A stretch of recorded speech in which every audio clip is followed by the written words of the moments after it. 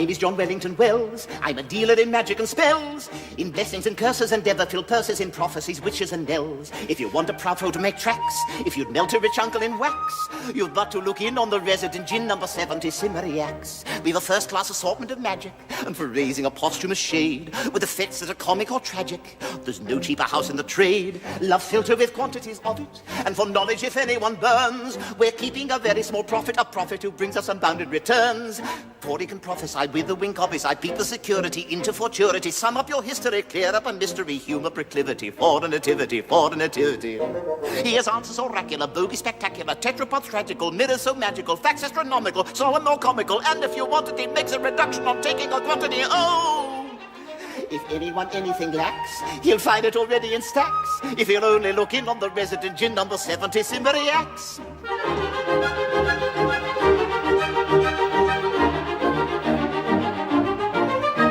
He can raise you hosts of ghosts, and that without reflectors, and creepy things with wings, and gaunt and grisly spectres. He can fill you crowds of shrouds, and horrify you vastly. He can rack your brains with chains, with gibberings grim and ghastly. Then if your planet changes organity with an urbanity full of satanity, vexes humanity with an inanity fatal to vanity, driving your foes to the verge of insanity. Barring tautology, in demonology, electrobiology, mystic nosology, spirit philology, high-class astrology, such as his knowledge, isn't the man to require an apology. Oh! My name is John Wellington Wells. I'm a dealer in magic and spells, in blessings and curses, and never-filled purses, in prophecies, witches, and knells. And if anyone anything lacks, he'll find it already in stacks, if he'll only look in on the resident gin number 70 Simeriacs.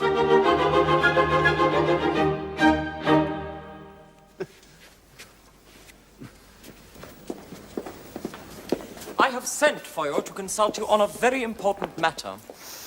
I believe you advertise a patent oxyhydrogen love at first sight filter. Sir, it is our leading article.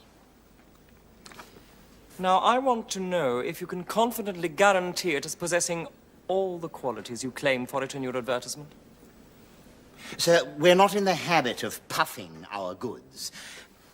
Ours is an old-established firm with a large family connection.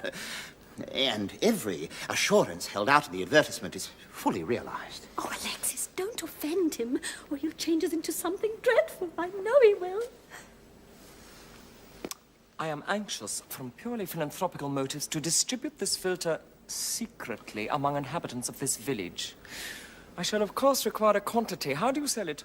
In buying a quantity, sir, we should strongly advise you taking it in the wood and drawing it off as you happen to need it. We have it in 4.5 and 9-gallon casks. We also have it in pipes and hogsheads for laying down, and we deduct 10% for prompt cash. I should mention that I'm a member of the Army and Navy stores. In that case, we deduct 25%.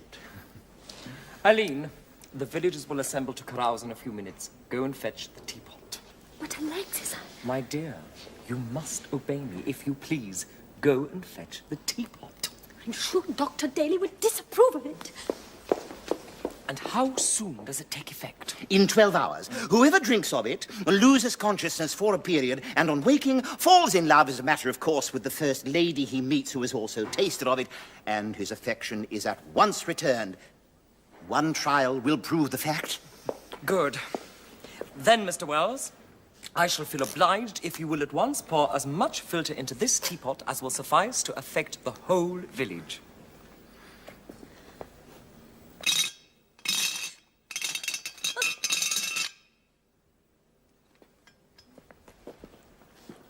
But bless me, Alexis, many of the villagers are married people. Madam, this filth was compounded on the strictest principles. On married people, it has no effect whatever. Oh. But are you quite sure you have nerve enough to carry you through the fearful ordeal? In the good cause, I fear nothing. Very good, then.